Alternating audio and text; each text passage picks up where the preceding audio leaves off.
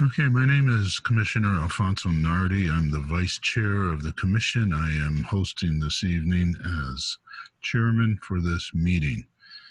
The Springfield Historic Commission is now in session. The date is July 16th, 2020, 5 p.m. We're meeting a virtual public hearing Zoom meeting. I'd like to just say a couple of things for the record. In order to enable municipal government to continue its important work during the COVID-19 pandemic, while assuring both city employees and citizens can satisfy CDC social distancing guidelines, the City of Springfield provided public notice for this public hearing, and we are using this remote technology. Public comments will be taken in two segments. The first public comment period will take place prior to the meeting discussion. The second public period will take place after the meeting and will remain open for 24 hours after the meeting. To provide for public comment in writing, mail Springfield Historic Commission, 70 Tapley Street, Springfield, Mass. 01104, or email allen@springfieldcityhall.com. You have anything else to add to that, Alvin? Nope. When you're ready, I could do a roll call. Okay. So we'd like to take a roll call for commissioners' attendance. I'll start from the top. Vincent Walsh. Take that as a no. Alfonso Nardi, yes. Thomas Belton. Not yet. William Duquette. No. Brian McFarland. Present. Thank you. Victoria Rowe.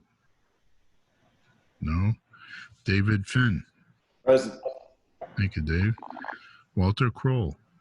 Present. Thank you. And Steve Schultes, no.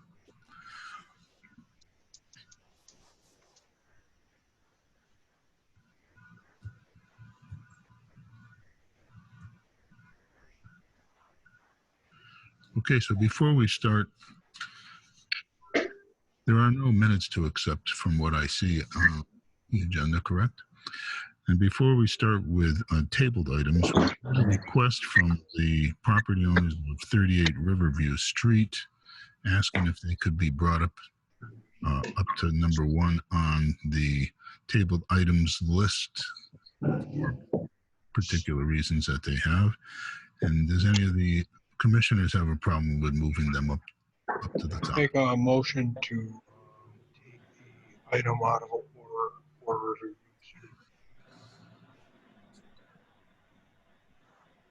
Someone just said something. I think that was Brian, but he's in and out. Okay. Do I have a second for that motion? I'll second that. Thank you, David. Okay, all those in favor? Aye. Aye. Opposed? Okay, we're fine. So we will do that. We will bring 38 Riverview Street up to the top of the list, and we will open that continued hearing. I will reread the certificate for hardship again, just for the record, for 38 Riverview Street. The proposed change reads to remove, repair, and renovate the front 2-story porches. If you look in the request, there is a sketch as to the proposed porch changes. You'll see columns removed and lengthened. You'll see the knee walls gone between the 2 columns on the left.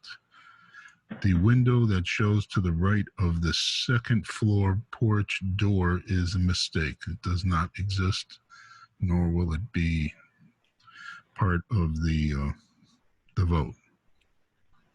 Does everybody see that in their packets? Is everyone okay with that? So So this was brought forward and it's continued. And does any commissioner have anything that they would like to add or discuss regarding this petition?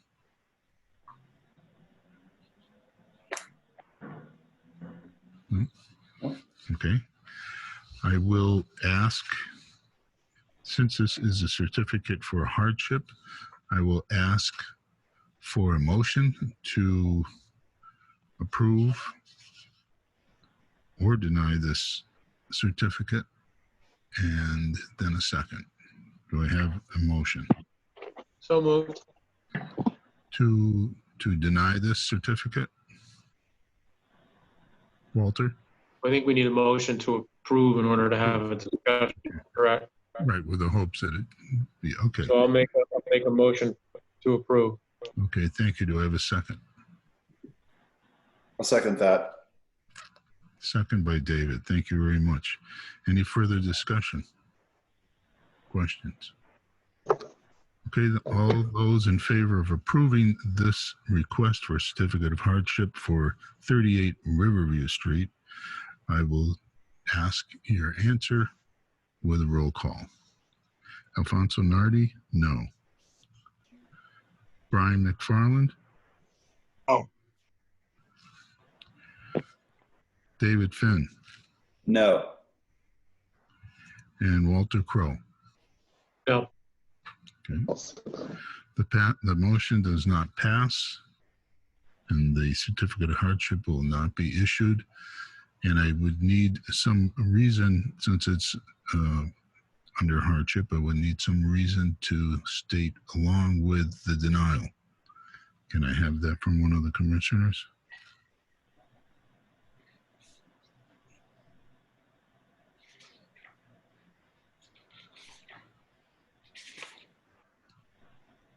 Can I offer that from what the past discussions were, that the changes were significant, that it would alter not only the house, but also some of the streetscape that's viewed from the public way? Is that correct? Agreed. Correct. Agreed. All right, so we're done with that. Any questions, please bring them to Alvin at the Historic Commission office.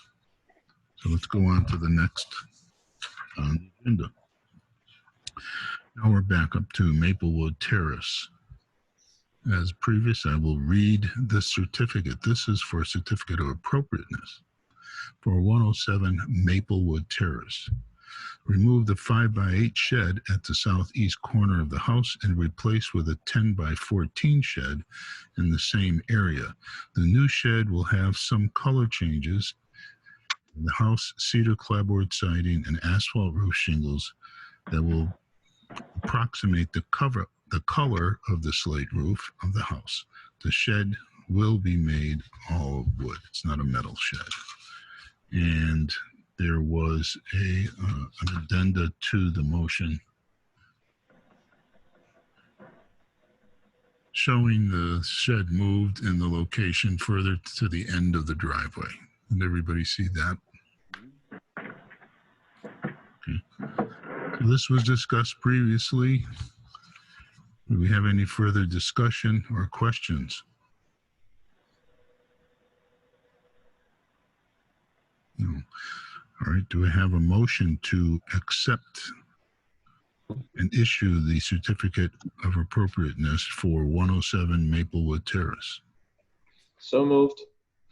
Thank you. Who was that? Second. Wells, Walter. Thank you very much. Okay, do we have any further discussion, questions?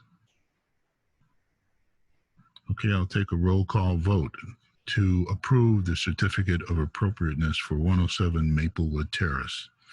Alfonso Nardi, yes. Brian McFarland. Yes. I think that was a yes. David Finn. Yes. Yes. Walter Kroll. Yes. Thank you, Walter. Okay, the motion passes, and the certificate will be handled by Alvin at the office. Thank you. Okay. We're going to move next to the agenda reads 1104 Worthington Street. Again, this was previously discussed at the last meeting. I will read the certificate request for appropriateness.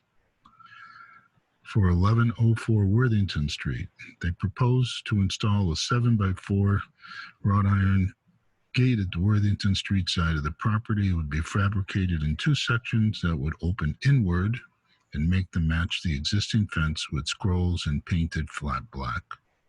The reason the front entry to the house has been maintained in such original condition, including the doors which feature historic hardware and large stained glass windows. In order to preserve and safeguard these, we do not use as our primary entrance, nor does the post office deliver there.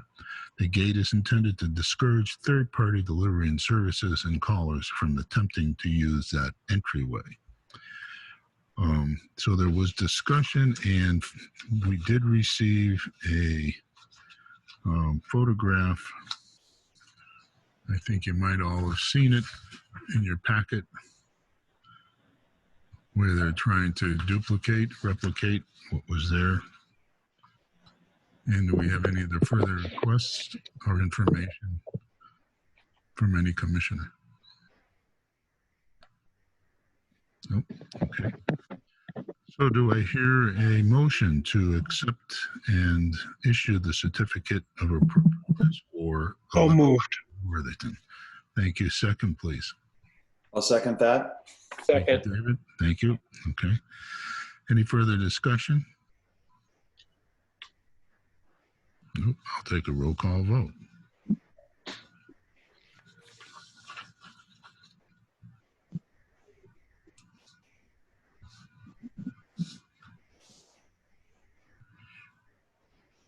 Alfonso Nardi, yes.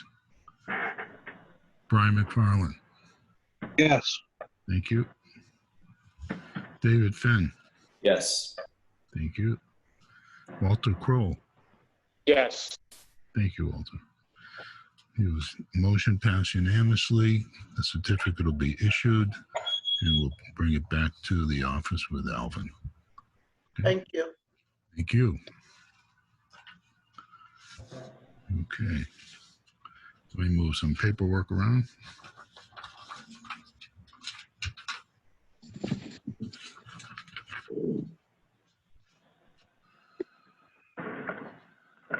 One more item on table. That is a property at 153 Westminster Street. And Commissioner Nardi, I just want to interject that a site visit was conducted on this property this past Monday. Commissioner Kroll can speak to his observations. Okay, so Walter, just hold 1 minute and let me just read this certificate again, and then you can tell us what transpired at the site visit. This is a request for a certificate of hardship for 153 Westminster Street, Springfield. Renovations of the front and back porch, remove and replace windows, broken windows on the second floor. Note, the first floor windows have already been replaced, and there was, if I remember correctly, a stop work order from the building department or from our office to the property owner, and then we had discussions last week. So Walter, what did you find? So we did a site visit with the owner, the presenter here. Many of the windows that are there are the original windows. We found most of them to be in working, let's put it this way, they're not rotted. Many of them were swelled shut. There were many that were missing exterior storms. Most of the sills were intact and not rotted. Did you say not rotted? Not rotted, yeah. Typically when there's missing exterior storm windows, the water comes in and it sits in the sill and rots. Right. That wasn't the case in a lot of those. There was at least one window that would need to be completely rebuilt. It was a mess. The first floor did have replacement windows. Second and third, most of the second and third floor did not. Some, like I said, some had storms, some did not have storms. I see. Where they were original storage you're talking about. Correct, yeah. You know, aluminum exterior frames with the glass sliders, so. Okay, was there anyone else that was able to visit Alvin? It was Alvin, Vinny, and myself. Okay. Right. Vincent is not here, but I presume he saw the same thing you did. All right, so thank you for that report. Thank you for taking the time to go out there. Sure. Back to the commission, is there any other further requests or discussion regarding this property? Al, I have a question for Walter. Walter, the windows that had been replaced, were those historically accurate, or were those just standard replacement windows? So the whole house is just 1/1. There's no grids anywhere. I think there's a side window with stained glass that's original. The ones that were replaced, they're old replacement windows. They were white. They're all yellowed, so you can see that they've been aged. They are 1/1s. The original wood windows are all 1/1s. So from that perspective, they match. Obviously, the second and third floor windows, the wood windows, are black on the outside, and the first floor, they're not. They're white. Right, but the first floor windows were not previously approved. Correct. They're just existing. Yeah. Okay. Understood. That answer your question, David? It does. Thank you. Okay. Any other questions? All right. Well, then I'll open it up to see if someone can offer a motion to accept and issue a certificate of hardship for 153 Westminster Street. So moved. Thank you very much. Is there a second? Second that. Second. Thank you, David. We heard you. Any further discussion?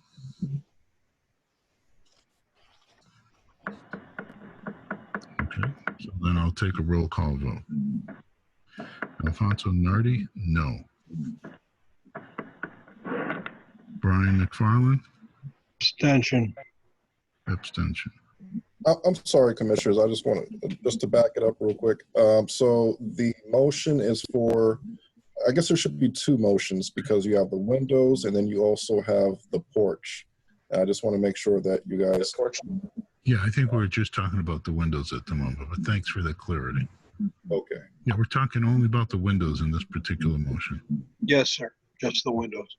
Do we need to revise that motion? Sure. I'd like to revise the motion to specifically, Meaning only for the windows. yes, sir. Okay, thank you. And the second, again? Second that. We're good with that? Okay. If there's no other discussion, we'll try the roll call vote one more time. Alfonso Nardi, yes. I'm sorry, no. That was no. Brian McFarland, Abstention. okay. David Finn, No. okay. Walter Kroll, No. no. Okay, so the request for the certificate of hardship regarding the windows has not been asked. Now let's bring it to the renovations of the porch. So we just also have to give a reason behind the Yeah. denial. David, would you mind giving us a reason? Yeah, simply that the match is not appropriate is I guess in its simplest form. Okay. So the homeowner has a chance to reapply with more appropriate window. Say that again, Alvin, it broke up. The homeowner has a chance to reapply with more appropriate windows. Correct, at the office with you. Okay. All right, so now the other part of this request, again, under hardship, was for renovations of the porch that we saw photographs and some details last week. Just looking through the paperwork.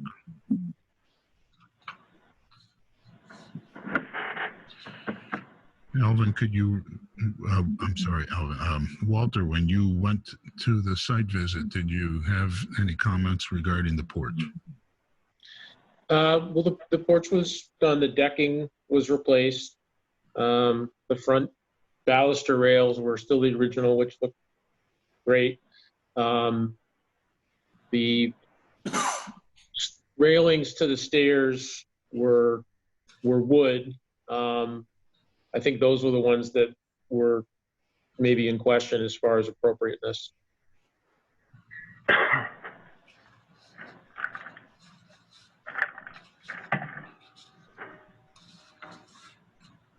Right. They at one time they were a pipe rail, from what we can see in the previous photograph. Yeah, so he did replace them with wood railings with balusters on each side, and a piece of wood to connect each one to the pillars. Right. It's sort of like a brace, if you will. Yeah. Yeah, we're seeing that in the photograph. All right. So, anybody have any other discussion other than knowing what we see in the photograph after the stop work order?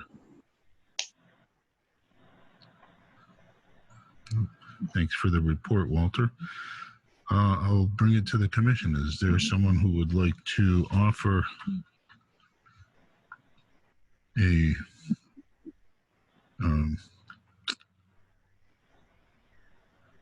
I guess this is still under hardship, correct, Alvin?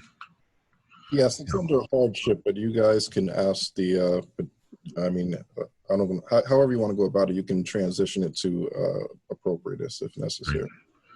Does a homeowner want to change anything that they're requesting?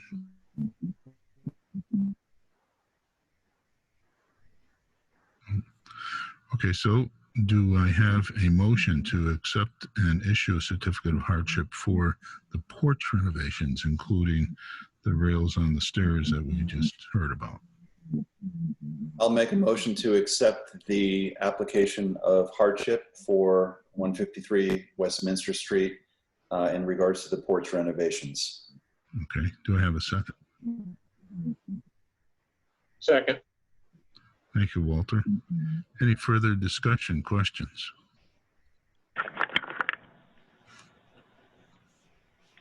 Okay, then if not, I will take a roll call vote.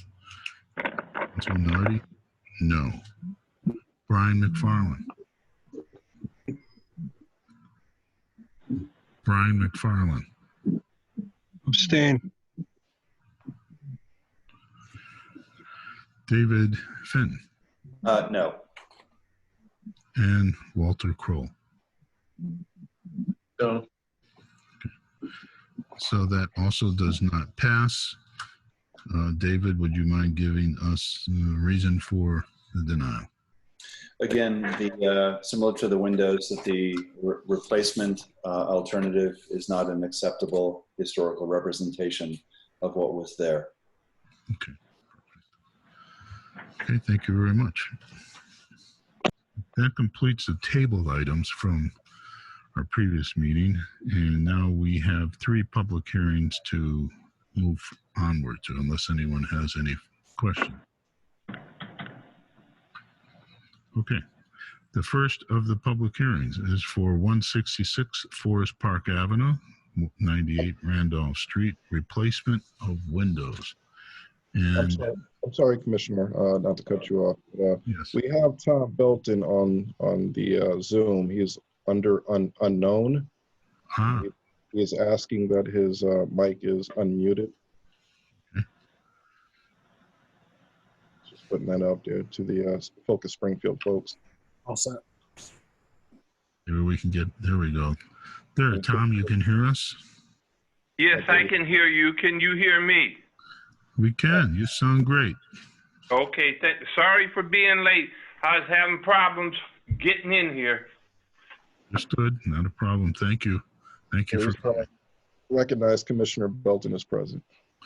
I'd like to make that recognition and thank you for being here, Tom Belton. Okay, so Tom, you're just in time. We're about to start public hearing section of the meeting. So is the property owner for 166 Forest Park Avenue, 98 Randolph Street, adjoining building here? Yes, I'm present. Okay. Could you state your name and address, please, for the record? Joel Legnetti, address is 90 Garfield Street, Springfield. Okay, Joel, thank you very much. So this certificate request is for a certificate of appropriateness for the property, and I will read the proposed change. Lead abatement project will require replacement all windows that have been tested positive for lead paint, at least 41, including the basement. Grid patterns identified as 12/1 or 15/1 will be replicated, and basement windows will be replaced with hopper-style window with a full screen. Replacement windows will be of a dark color. Exterior repairs to the porch and elsewhere will match similar style with no change to material design. So to Joel, I guess what you mean by that, the exterior repairs also due to the lead paint? Yes, and I have a tenant. Oh boy.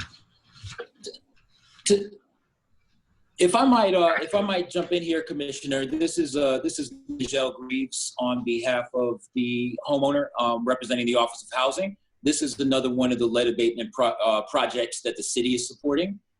Similar to a couple of weeks ago, we did have a discussion about 117, 119 Ferglade Avenue. And so this would be a similar circumstance. So, Joel, would you like to offer any further information other than what I just read on your request? Other than it's needed to make the changes to de-lead the house.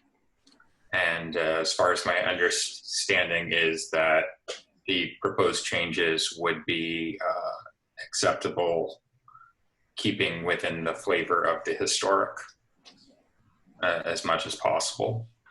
I see. And the porch, the same basic theme? Yes. Okay. Alvin, the windows that are being proposed, are they on the list of previously approved windows? They're not on the list, but again, these are the same windows that you approved for, as Mr. Greaves stated. Ferglade Ave, you guys approved that at the previous meeting. Yes. About a month ago. Yeah. Okay. All right, commissioners, do you have any other questions from the property owner? Or details that you'd like to know about? Okay. If not, then I'll open up this public hearing. And as I read this portion of the public hearing, and I'll read it again, takes place during this meeting. The second public comment period takes place after the meeting and will remain open for 24 hours, where your comments can be made via communication through Alvin. Okay. Do I have anyone that is in favor, other than the people who've already spoken, for these requested renovations at 166 Forest Park Avenue and 98 Randolph Street, adjoining property? So moved. Okay. Anyone else in favor? Second that. You guys are continuing this matter. Yes. Just, okay. Yeah. Okay. Commissioner Nardi, I did have a question Please go ahead. for either the owner or Nigel, the representative, in regards to the repairs on the porch. Mhm. You state it will match similar style with no change to material design. Can you elaborate on that, and specifically in regards to the materials? There are some components of the porch that have been tested positive for lead paint, but in terms of their replacement or repair, the idea is that they will be scraped down to the bare wood and painted over to become in compliance with lead paint testing. If any of those components needed to be replaced, we hope not to have to replace anything. But if we did need to replace any component, whether it be a spindle or a floorboard, we would look to replicate it exactly as we could. In the same material in wood. Correct. Okay, thank you. Get it. But it's clear enough. Anyone else questions? Yes, I have a question. Tom Belton here. I'm concerned by the word similar style. Similar by whose call? The historical commissioner, ultimately by the property owner. Certainly the historical commission. If we've got to get this approved on a final approval after all is said and done, it would be the commission. I think, Tom, what I heard Nigel say was that if a component had to be replaced, it would be replicated. Is that correct, Nigel? To the best of our efforts in terms of sourcing materials, yes. Right, and if you couldn't replicate it, then you would come to the commission. Correct, for a hardship at that point. Okay, that's a little bit of clarity, because it sounds like your replication is a replacement for similar, and if it doesn't pass muster in either one of those categories, you will come back to the commission to inform us of a proposed change. Is that correct? Correct, and I am, Alvin, I'm typically in touch with Alvin during the process, and if we come into any challenges, he would be my first point of contact with any questions in that regard. Okay, Alvin, I'm satisfied with the response. Okay, thank you, Commissioner. Any other questions or requests for clarity?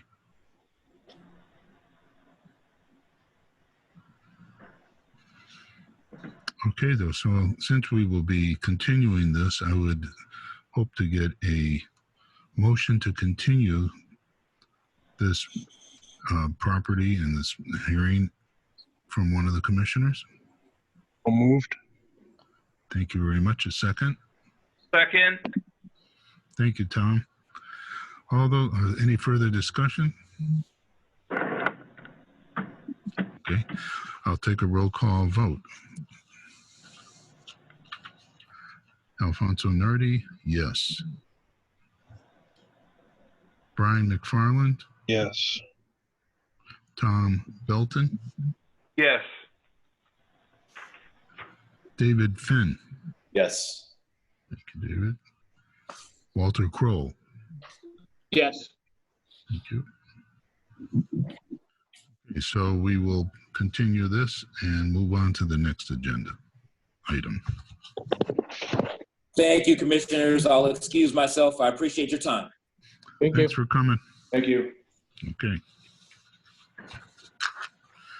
Next on the agenda, 92 Cornell Street. Is a property owner here or a representative of the property owner?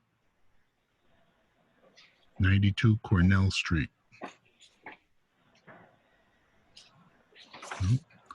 We have David Gaby supposed to assist. David, can you hear us? Can you unmute yourself, David? Yeah, he's on mute. Can you hear me now? Yes. Okay, this is Mr. Hill. Hi, Mr. Hill. Welcome. Thank you. Pleasure to have you. So before we ask you to give us your commentary about the property, I'm assuming that your address is 92 Cornell Street for the record? Correct. Okay, thank you. I'm going to read the request for a certificate of appropriateness to remove the brick chimney as it rises above the roof in the rear of the house. Fill the resulting hole in the roof with wood sheathing and install slate to match existing as closely as possible. This is a request for appropriateness. And you can see that there's some photographs attached. You can see the existing chimney and its condition. So, Mr. Hill, what would you like to tell us about your request? What do you want to say? I'm sorry. What do you want to tell them? Why do you want to do this? Oh, because it's a old cannon chimney, and it's my understanding in talking with Mr. Gaby, that would be a problem to take down. Yes, who can explain better? Say, I'm looking at Mr. Gaby. Mr. Gaby can explain it better than I can. Okay, that'd be great. Okay, this is a chimney in the rear of the building. It is not one of the primary chimneys, and has deteriorated over the years to the point where the masonry is not stable. We've consulted with masons and roofers, and the recommendation is that, considering that it's not needed for the operation of the building, that the chimney should be taken down to below the level of the roof surface, and the roof be filled in over it, which will increase the, how should I put this, sustainability of the building, and also save considerable money over trying to replace the chimney. We would not be doing this if it was one of the primary chimneys that was more visible from the street, but since we're basically facing the rear of the property where there's no public access, we thought this was most appropriate. We would be open. Go ahead. David, is my assumption correct that the condition of the chimney and the flashing around it is such that water is probably getting into the roof at this point? Water is getting into the roof a little bit. Mostly the flashing is pretty good, but the chimney is leaking. A lot of the joints are empty. The joints, okay. That's where the problem is. Okay, any other commentary owner would like to make? You want to say anything else? No, I don't think so at this point. Okay. Commissioners, any further questions or requests for discussion? This question is for Mr. Hill. How long have you owned the property, Mr. Hill? Oh, about 30 years. 30 years? Yes, sir. And in those 30 years, did you ever have any preventative maintenance done to the chimney? Not to the cannon chimney, no. You did fix the slate work. Yes. He had work done on the slate roofing, but not on the rear chimney. Yeah, understood. Any other questions, Tom? No. Okay. So to open up to the public hearing, is there anyone who would like to? Mr. Chair? Yes? Well, I just had one question for point of clarity. Would this be for appropriateness, or would this be for hardship? It's for appropriateness. The request is under appropriateness. I would suggest that this application come under hardship because the petitioner is stating to remove an original. I agree. Okay. So do you give me permission to change that on your certificate request? Yes. Okay. So we will be voting regarding certificate of hardship for this property. Everyone understand? Okay. Commissioner Nardi, I have a question. Please. Either Mr. Hill or Mr. Gaby, if you could answer this. You talk about the sort of the disparity in cost between repointing the chimney versus taking it down and then replacing the slate. Can you talk a little bit about that cost difference? It's approximately $3,000 difference.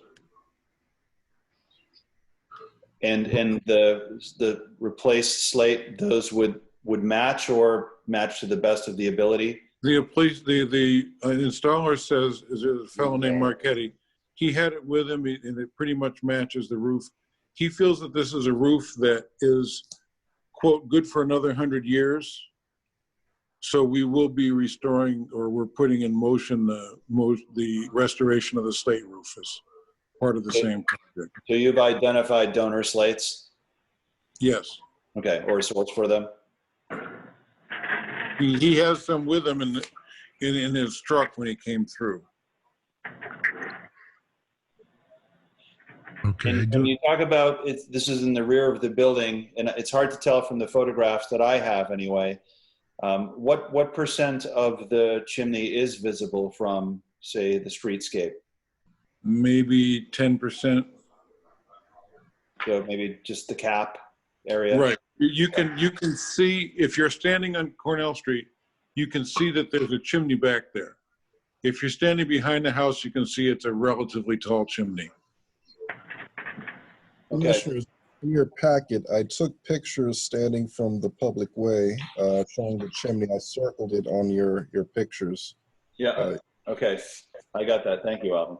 Yeah. No problem. I do have a question. Maybe Mr. Gaby can help answer it. So the chimney comes down below the roof. Is that correct? The whole chimney. The chimney is only going to be taken down below the roof line. The chimney is sitting in the roof and goes through the roof, and then is laying on one of those. I'm not sure if it's a 45-degree angle, but it doesn't go down through the house in the same location it comes out of the roof, but it does go into the attic. I understand. So you're gonna take it down, period. We're going to take it down into the attic, yes. Okay. So we're also going to preserve the bricks. Good idea. Okay, so public hearing. Is there anyone present who would like to speak in favor of this request for a certificate of hardship other than the owners? Anyone opposed? Okay. So we will be continuing this so we can have the continuation of the public hearing, but I would like to have a motion from the commissioners, if you would please, to continue this request for certificate of hardship for 92 Cornell Street. Commissioner Nardi, do we need to have a motion to change the application from appropriateness to hardship? I don't know. You can certainly take that motion. Why not? I would suggest it. Okay. Then can I have that motion, David? Sure. Then I will make a motion to change the application for 92 Cornell Street from appropriateness to hardship. With the permission of the owner. With the permission of the owner. Okay, thank you. Can I have a second? Second. Thank you. Any discussion? All those in favor of allowing staff to change to hardship with the permission of the owner? Aye. Aye. Aye. Aye. Aye. Anyone opposed? Aye. Was that Mr. Belton? Yes, it was. Okay. So in that case, we still have a quorum to allow that change. So now I'm open to a motion to approve the certificate of hardship. I'm sorry, to You're going to continue. continue. Thank you, Elvin. To continue So moved. the next meeting. Okay, thanks, Tom. I'll Do I have a second that. Yes, okay. So we'll take a roll call vote. Alfonso Nardi, yes. Thomas Belton, Yes. thank you. Brian McFarland, Yes. David Finn, Yes. thank you. Walter, Yes. thank you, Walter. Okay, so that passes and we will hear more about it in our next meeting. Okay, last but not least on our list of public hearings for tonight. East Side Pine Street, 09715-0140. Erect a new single-family residential structure. Do we have someone here who is speaking, either the owner or speaking on behalf of the owner for this property? I'm Dan Dodge. I'm partnering with Develop Springfield on that opportunity. Your address for the record? 15 Cornell Street, South Hadley, Massachusetts. Okay, thank you, Mr. Dodge. So before I ask questions of you, I would just like to make a comment that this is a certificate of appropriateness. The proposed changes are identified in a series of drawings that are prepared for the owner. There should be a series of drawings, but also a series of emails where I provided cut sheets for the product that we intend to use, like the siding. Yes, we spec out a certain brand of siding. I provided a cut sheet. The roofing, we spec out a type of roofing. I provided a cut sheet. You want to look at this house on Pine Street? Pine. You want to hear this guy talk about the house? No. Yes, I see those. I see those materials identified. Everyone has those in their packets. Okay. Okay, so how about, Mr. Dodge, if we just allow you to give us a little more understanding of this new construction project? And sure. I sent through some pictures that were, 3 of those houses were built on Central Street. All 3 of the houses have a front porch, concrete stoop. Understanding we're in a historical area, plus being that you have a 7-inch rise from porch level to finished floor level, that concrete front porch actually is not a good design as far as the wood band joists. So we priced it out that way. We had to redesign those drawings that were originally provided because the houses that were built on Central Street did not pass the stretch energy code. Wow. So we redesigned, they went from 4 drawings to almost 24 drawings. We have a Powerhouse Engineering who certified our stretch code compliance as far as the building materials, zip wall, caulking, instant on-demand hot water heaters, the type of furnace system. All mechanicals have to be within the building envelope, nothing in the attic. You have wet wall framing. So there's quite a bit of stuff that went through. So when this one house, because we're building 2 for Develop Springfield, 2 for North End Housing Initiative, the one house on Pine Street, we were advised had to come before historical for review and blessing.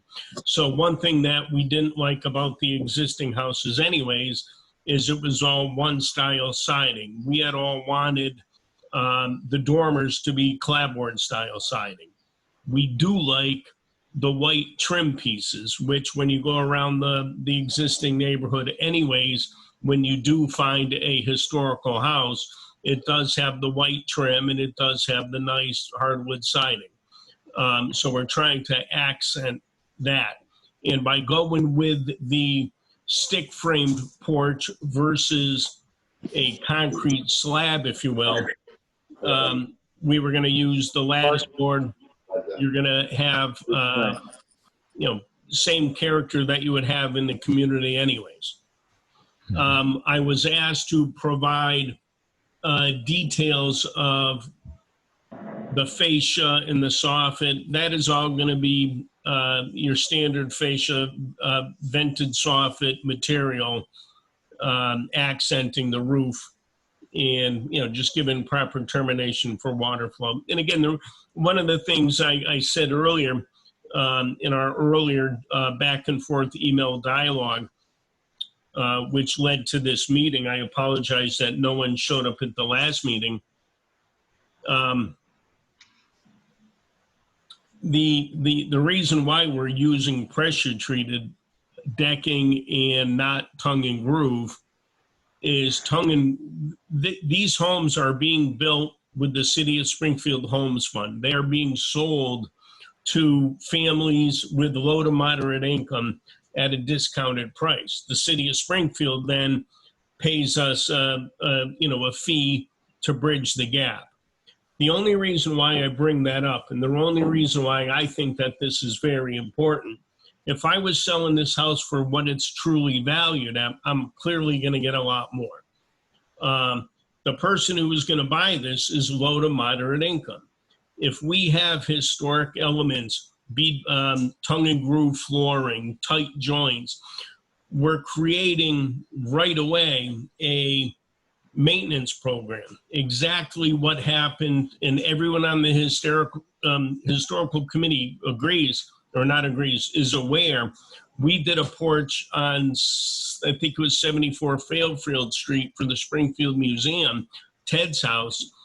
That was all torn down and rebuilt, historical elements and everything. That's going to need a coat of paint, sanding, caulking, flashing every single year. And that's all good. No one's complaining about it. I just look at a low to moderate income family moving in there and saying, oh, by the way, every year you have this list of maintenance things.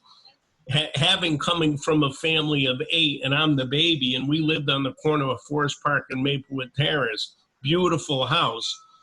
I see where the money goes. It goes to the children first, rightfully so.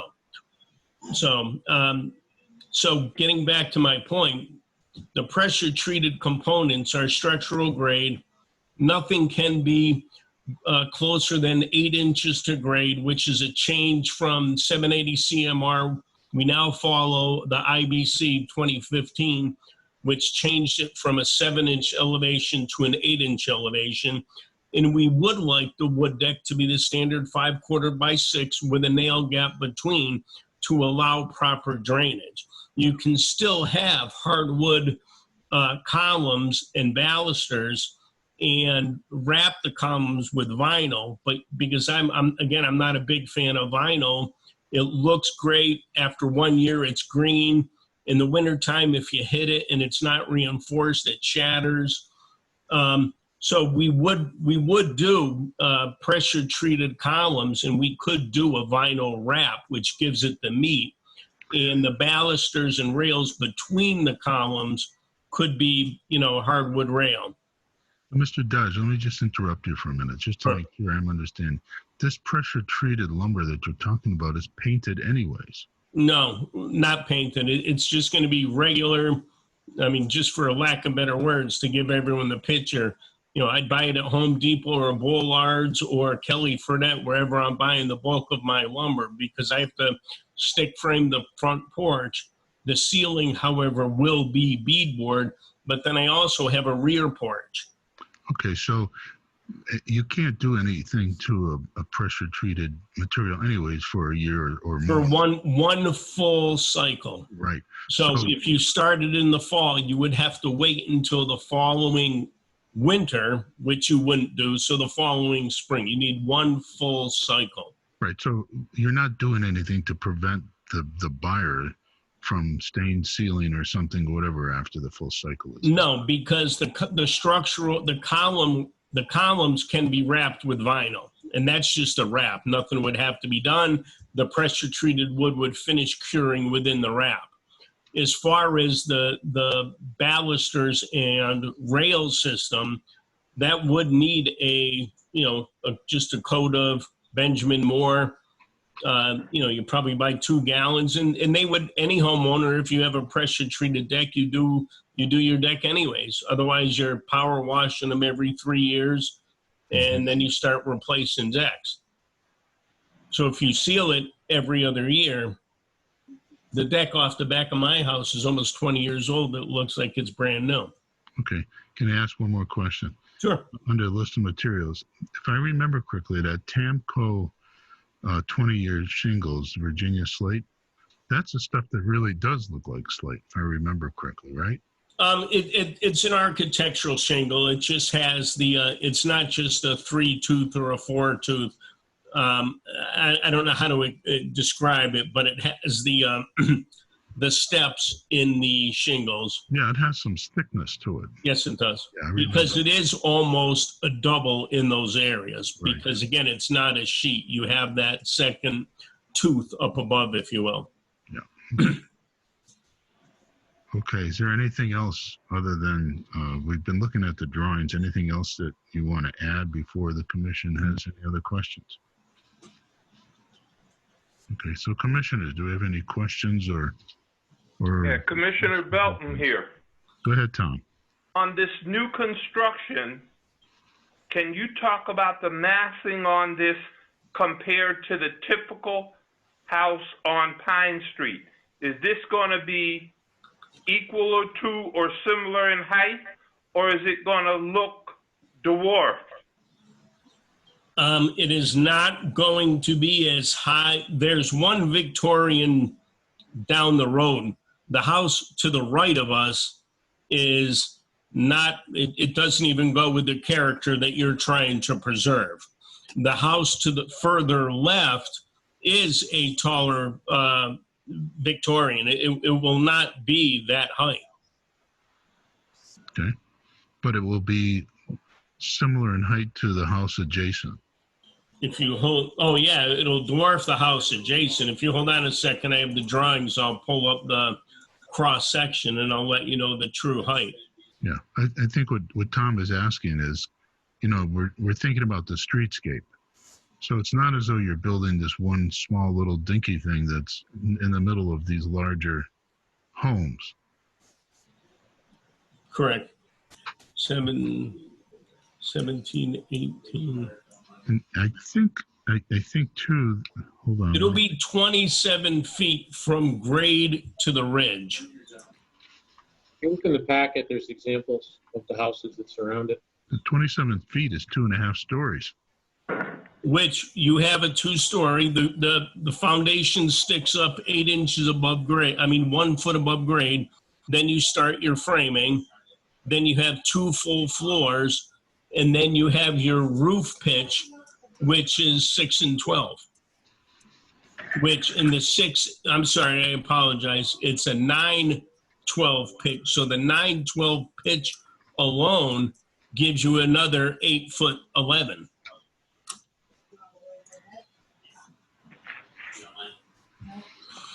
Okay, so then the only other clarification is on your drawing A10, you can see the front elevation and the side elevation of the house with the porch and the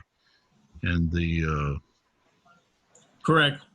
And the half hexagon area up above. So that's the shape of this. That's the massing that he was talking about. Yep. So we can see that on A10. It's not a flat wall in the front. Right. When you look at the right elevation or the front left elevation, you'll see the little bump out with one window. Yeah. That bumps out. In the dormer, when you're looking at the front left elevation right in the middle, that bumps out as well. So we're going to do that out of the clapboard vinyl. And we're going to do the bump out at the front elevation out of the clapboard vinyl, again, to give it some character, a blend of standard vinyl, grained vinyl, and then a clapboard vinyl. I think one of the comments last time was that someone was afraid, might even have been me, afraid that the clapboard might have been too slick looking, but I think what I'm seeing, and do I see that you're using a textured clapboard? Let me pull up that exhibit I sent. It's clapboard siding usually makes it look. Oh yeah, it's textured. I see it. Yeah, I'm just trying to pull up that exhibits. It's not slick and smooth. It has a wood grain texture to it. Yeah, the clapboard siding, it has like a wood grain, but it's a clapboard pattern. Yeah, I see it. And the same with the carved wood, that has a finer grain, not as prominent as the shape. Sorry, I'm calling it clapboard, but shake style.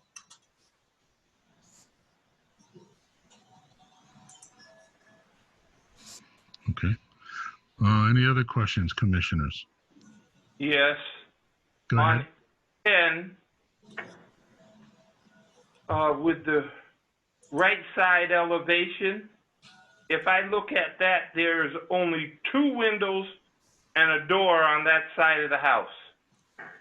Is that correct? Yes, sir. The window in the middle, halfway up the building, that is the window at the landing of the stairway. The window to the right, that is in one of the second floor bedrooms. And the window in the bathroom, which is right up above the door, that is actually on the front of the house. So we didn't want to have too many windows in that bathroom. Well, so you're telling me that there's a window on the front side of the bathroom, but it would really, are you trying to say that would really be a window on the right side elevation? You just said it's on the front. Right. There, you have the window in the middle of that elevation, which is for the stairway. You have another window far right, which is the window in bedrooms 3. And then where you have that door on the left-hand side, on the second floor, that is a bathroom. I couldn't put a window in that location because I have a toilet and I have a shower. So the window for that bathroom, if you go to the floor plan drawing A6, it shows the window in the front elevation of the house. And it'll show you the 2 plumbing fixtures and show why I can't really have a window in the bathroom on that elevation. My only concern is when you look at the properties on Pine Street, most of those structures have an abundance of windows. And this looks like a box with a couple of openings in it that doesn't feel like it fits with the rhythm or the pattern of the street. That's my concern. Because the front elevation has ample windows, the left side elevation has windows, and the rear has ample windows. And again, I apologize, it's just the location of the bathrooms and the fixtures which pushed out the windows, and that's also the driveway side of the house.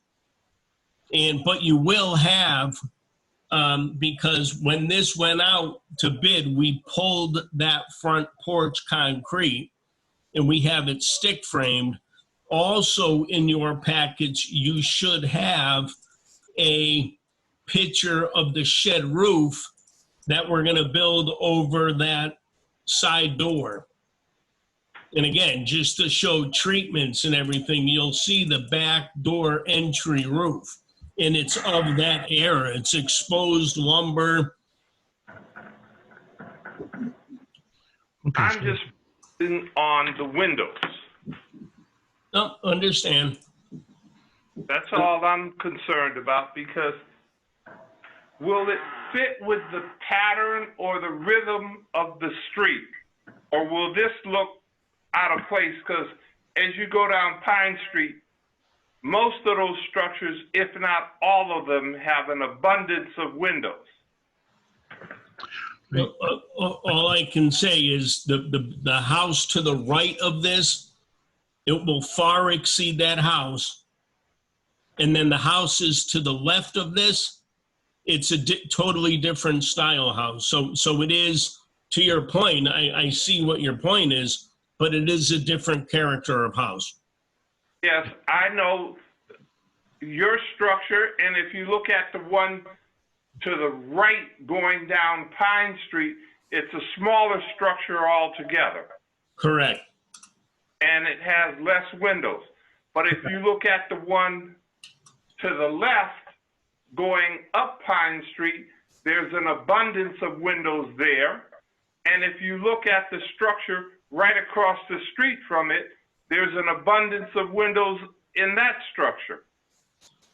Yep. All right, I just want to hear something. I heard something. I want to get clear on it. Did you say that there was going to be a shed roof over that side door? Yes, there is. Okay, so instead of a It window. should be in your packet. Okay, that I guess I'm just missing it in mine, but that's fine. So that element is what's missing on the original drawing. There really is a shed roof that's going to be there, where we were just talking about maybe a window could be.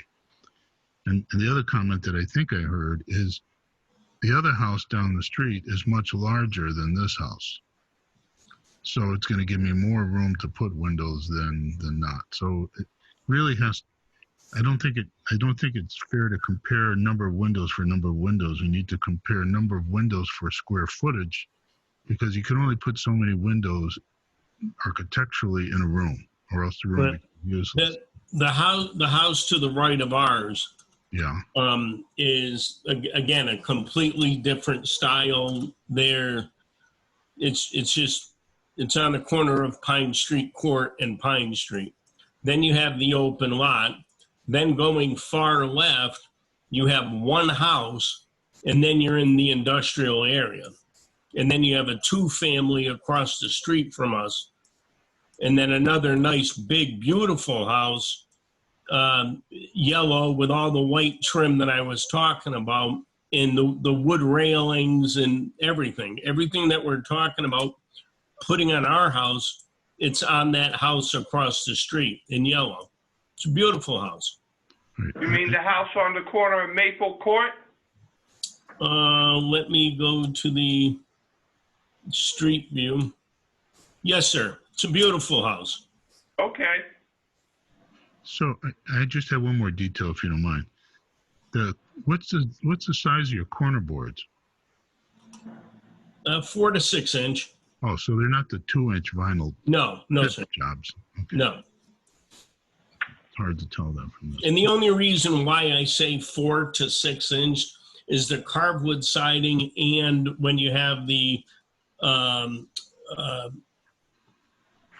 other type of siding, I got to get something that is deep enough, the built-in J channel to receive it. And I never would want to promise a 6 inch if it only comes in 4. Any other questions, commissioners? What's the total square footage, Dan, of the proposed structure? It is almost 1,900 square feet. Okay. Thank you. Okay. All right, so if there's no other questions, I'll just open it up for public hearing. Is there anyone here other than the property owner who just spoke? Roger Robert here, if I may speak. Please go ahead. Roger Robert, 7 Longview Drive, Wilbraham.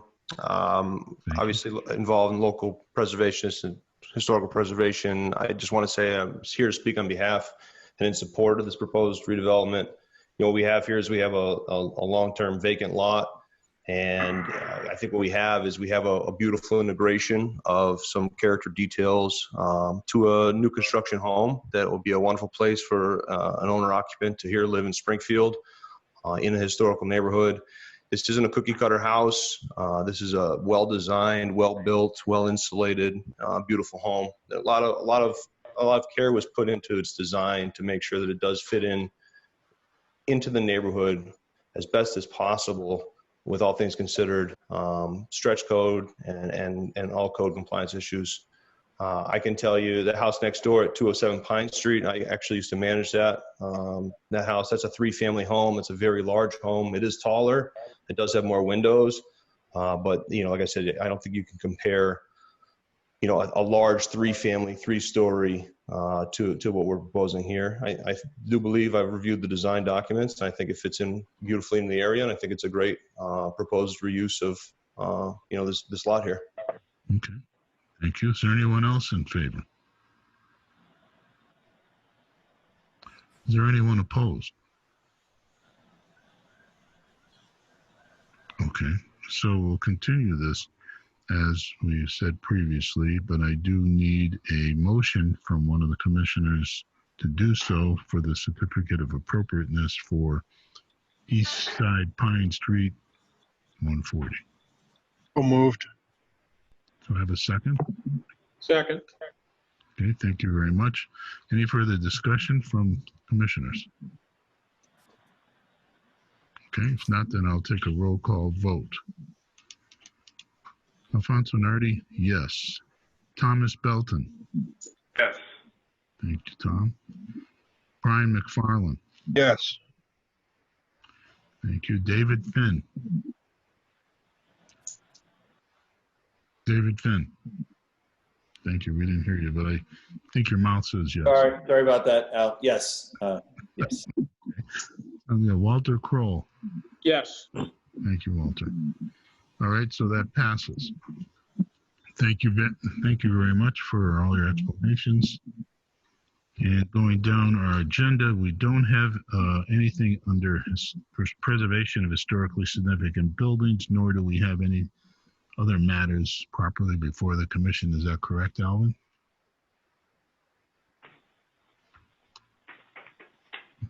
Turn your mic on, Alvin. Sorry about that. Yes, we have no other items. That's correct. Okay. So with that said, I will accept the motion from one of the commissioners to adjourn. I'll make a motion to adjourn. I heard that. Do I have a second? Second. Thank you very much. All in favor to adjourn, say aye. Aye. Aye. It was unanimous. Thank you very much. Thank you, Alvin.